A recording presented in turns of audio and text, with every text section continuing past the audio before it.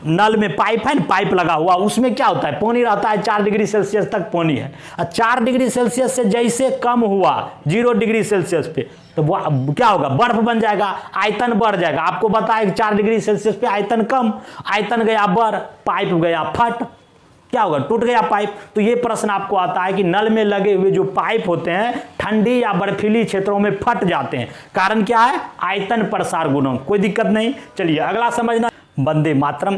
आज हम लोग पढ़ेंगे हीट का दूसरा चैप्टर। पहला चैप्टर हम लोग कल देखे थे, उसमें जो भी पार्ट था इंपॉर्टेंट, अगर आप लोग नहीं देखे हैं तो उसको जरूर देखिए। चलिए जो बचा हुआ पार्ट है इसको देखते हैं, बहुत इंपॉर्टेंट है। पहला देखते हैं ट्रांसमिशन ऑफ हीट, यानी ऊष्मा का संचरण। यानी कहता है कि ऊष्मा एक जगह से दूसरे जगह किस विधि से जाता है, इसी को कहते हैं ट्रांसमिशन ऑफ हीट। यानी ऊष्मा एक जगह से जो दूसरे जगह जाता है उसका 3 प्रकार है, कंडक्शन, कन्वेक्शन, रेडिएशन। ये तीनों को हम अलग अलग समझते हैं। पहला है कंडक्शन, यानी इसको बोलते हैं चालन। चालन में कैसे एक जगह से ऊष्मा दूसरे जगह जाता है, इसका क्या विधि है। पहले भी बताएं कि एक छड़ है, जब यहां गर्म करते हैं तो इधर भी गर्म हो जाता है, कल भी बताए थे। कहने का अर्थ है कि इसमें बिना कण एक जगह से दूसरे जगह गए ऊष्मा का संचरण हो जाना चालन कहलाता है। जैसे एग्जाम्पल में घर उर बनता होगा, देखते होंगे लेबर बहुत खड़ा हो जाता है, ईटा हो, गिट्टी हो या कुछ भी ढलाई वाला चीज ऊपर छत पे ले जाता है, तो क्या करता होगा, ये इसको दे देता है, इसको ऐसे करके। कहने का मतलब कण बिना दूसरे जगह गए अपना ऊष्मा दूसरे को हैंड ओवर कर दे, इसी को कहते हैं चालन। ऐसा कई एग्जांपल होता है, जैसे ठंडी समय में आप कुर्सी पे बैठ जाते होंगे तो बड़ा ठंडा लगता है, उसमें क्या होता है, इसी विधि से जो है ठंडा हो जाता है, यानी ठंडा एक जगह हुआ, पूरे कुर्सी ठंडा। दूसरा चालन का एग्जांपल है, आप लोग चाय पीते हैं ना, अगर शीशे की गिलास में दो तो आराम से पीते होंगे, अगर आपको स्टील में लोहा वाला गिलास में दे दे चाय पीने तो छुक से पाक जाइएगा। कारण क्या होता है, इसमें यही चालन विधि से गर्म हो जाता है, नीचे वाला चाय वाला, ऊपर वाला लोहा गर्म हो जाता है, इसलिए छुक से बड़ा फूक फूक के पीते होंगे मजा से। तो ये चालन का एग्जांपल है कि यानी बिना कण एक जगह से दूसरे जगह गए जो गर्म हो जाता है, इसको हम कहते हैं चालन विधि। दूसरा देखते हैं कन्वेक्शन, ये होता है संवहन। संवहन में क्या होता है कि तरल का वह गुण जिसमें ऊष्मा एक जगह से दूसरे यानी गर्म होने पर ऊपर चला जाए, ये तरल में होता है। तरल मतलब क्या होता है, पहले भी बताएं, गैस और पानी, इसको तरल बोलते हैं। तो तरल में क्या होता है कि पानी देखते होंगे, इसे गर्म कीजिए, इसमें दे दिए पानी, इसको गर्म करते हैं, तो गर्म जैसे होता है तो ऊपर चल जाएगा और जो ठंडा है वो नीचे आ जाएगा। यही प्रक्रिया से बार बार घूमता है, इसी को बोलते हैं संवहन विधि। यानी संवहन विधि से पानी गर्म होता है, अगर एग्जांपल में प्रश्न है। दूसरा देखिए, एक आप रेफ्रिजरेटर है, रेफ्रिजरेटर में फ्रीजर पेटिका बोलता है ऊपर लगाया जाता है, क्यों, रेफ्रिजरेटर में जो फ्रीजर पेटिका है ऊपर लगता है, कारण यही है कि जो गर्म वायु है ऊपर चला जाएगा और ठंडा होके नीचे हो जाएगा। तो ये प्रक्रिया जैसे गर्म होते जाएगा ऊपर जाएगा। ये प्रश्न आता है यही कि संवहन विधि के कारण जो है पेटिका ऊपर फ्रिज में लगाया जाता है, तो इसको आप समझ लीजिए। चलिए अगला, ये ध्यान रहे, ये चालन जो है सिर्फ ठोसों में होता है। चालन, ये कंडक्शन विधि ठोसों में, यानी पारा, पारा भी ले लीजिए, ठोसों में एगो पारा एग्जांपल में, ये चालन विधि होगा। संवहन बोल दिए द्रव में होता है और गैस में होता है। रेडिएशन, रेडिएशन मतलब होता है विकिरण। विकिरण को समझना, विकिरण में क्या है कि जब ऊष्मा बिना माध्यम का चले, यानी कोई माध्यम नहीं, इसमें तो देखिए द्रव, गैस, ठोस ये सब आ चाहिए, लेकिन विकिरण विधि में माध्यम का जरूरत, जैसे सूर्य का रोशनी, उसको लाने के लिए कुछ चाहिए क्या, ऊपर में तो कुछ भी नहीं है। तो जब माध्यम का जरूरत नहीं हो, बिना माध्यम का ऊष्मा संचरण हो, तो इसको बोलते हैं विकिरण। जैसे रेगिस्तान में क्या होता है कि दिन में बहुत बालू गर्म हो जाता है और रात में बहुत ठंडा, यही विकिरण विधि से।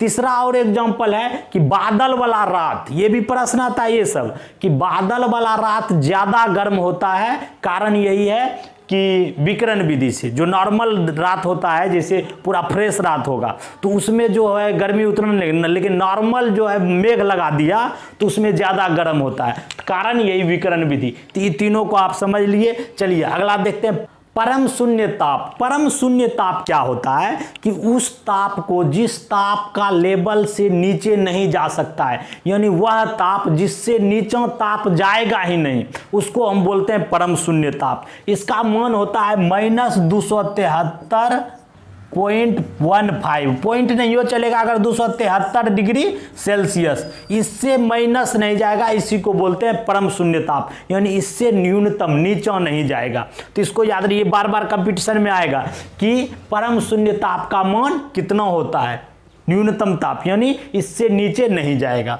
चलिए अगला पढ़ते हैं थर्मोमीटर, तापमापी इसको बोलते हैं। थर्मोमीटर का मतलब क्या होता है? थर्मोमीटर देखे होंगे, बुखार उखार लगता है तो चट लगा के डॉक्टर झाड़ के देखता है।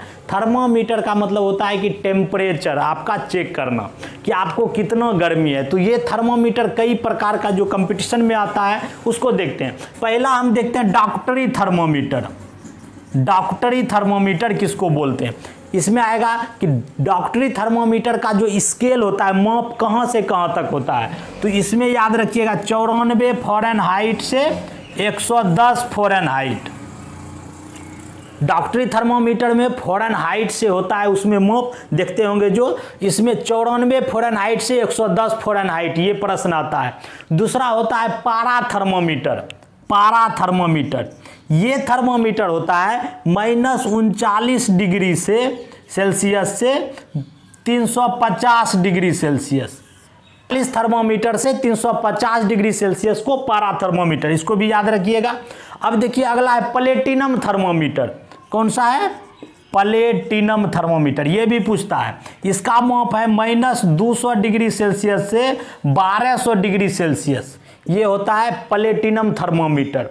अब देखिए ताप युग्म थर्मोमीटर, ये प्रश्न थोड़ा याद रखिएगा। ताप युग्म थर्मोमीटर को, ये भी -200 डिग्री सेल्सियस से 1600 डिग्री सेल्सियस तक मापता है। अब देखिए ये 4 थर्मोमीटर आपको बताए, ऑप्शन में यही रहेगा, बोलेगा सबसे ज़्यादा कौन मापता है, तो आराम से तापयुक्त थर्मोमीटर मार दीजिएगा, ये प्रश्न बार बार आएगा ऑप्शन में। लेकिन इससे भी ज़्यादा एक मापता है पायरोमीटर।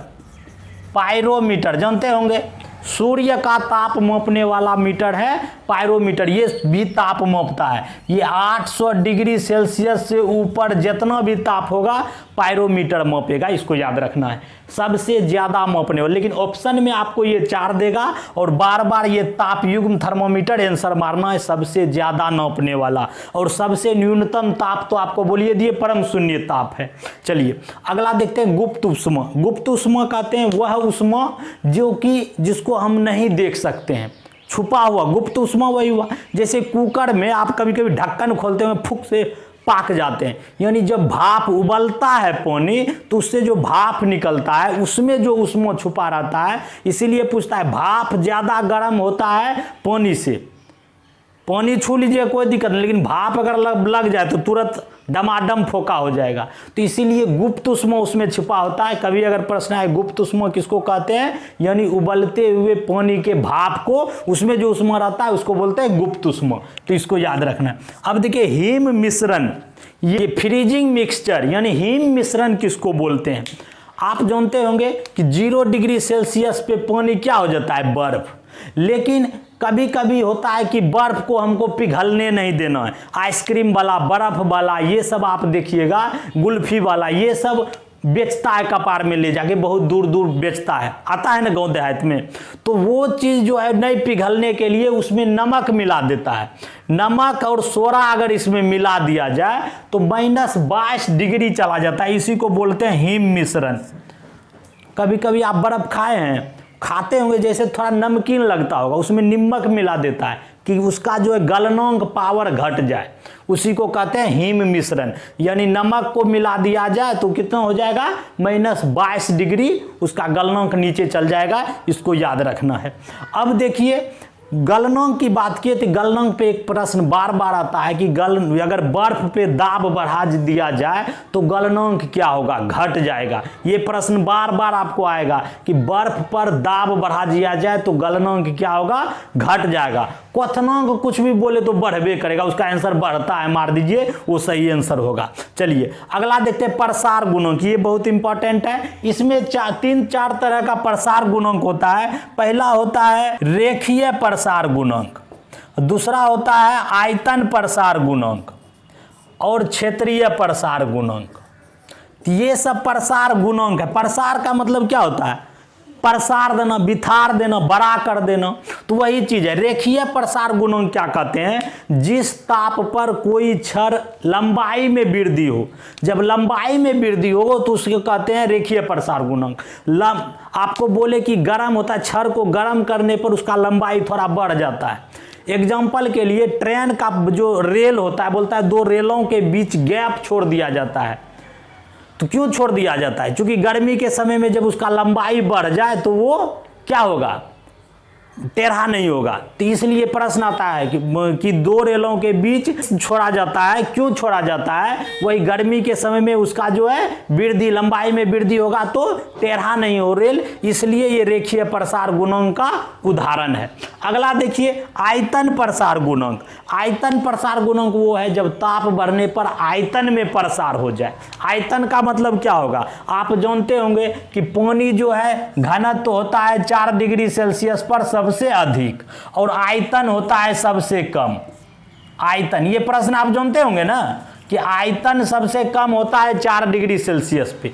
4 डिग्री सेल्सियस से नीचे जाए या ऊपर जाए आयतन बढ़वे करेगा। 4 डिग्री सेल्सियस पर आयतन निम्न होता है। अब देखिए 4 डिग्री पर पानी है, आराम से पानी कोई चीज में रखे हैं, नल में पाइप है ना, पाइप लगा हुआ, उसमें क्या होता है, पानी रहता है 4 डिग्री सेल्सियस तक पानी है। 4 डिग्री सेल्सियस से जैसे कम हुआ 0 डिग्री सेल्सियस पे तो वो क्या होगा, बर्फ बन जाएगा, आयतन बढ़ जाएगा। आपको बताया 4 डिग्री सेल्सियस पे आयतन कम, आयतन गया बढ़, पाइप गया फट, क्या होगा, टूट गया पाइप। तो ये प्रश्न आपको आता है कि नल में लगे हुए जो पाइप होते हैं ठंडी या बर्फीली क्षेत्रों में फट जाते हैं, कारण क्या है, आयतन प्रसार गुणांक। कोई दिक्कत नहीं। चलिए अगला समझना है क्षेत्रीय प्रसार गुणांक। क्षेत्रफल में, जब क्षेत्रफल मतलब क्या होता है कि कोनो चीज को गर्म करते हैं लोहा में तो क्षेत्र बढ़ा देना, वो हो गया क्षेत्रीय प्रसार गुणांक। तो इस तरह आप इसको देख लिए। कैसा लगा हीट का चैप्टर, इसमें लगभग सब चीज हम पिछले चैप्टर में भी इस चैप्टर में देख चुके हैं। मिलते हैं नेक्स्ट वीडियो में दूसरे चैप्टर के साथ। Thank you.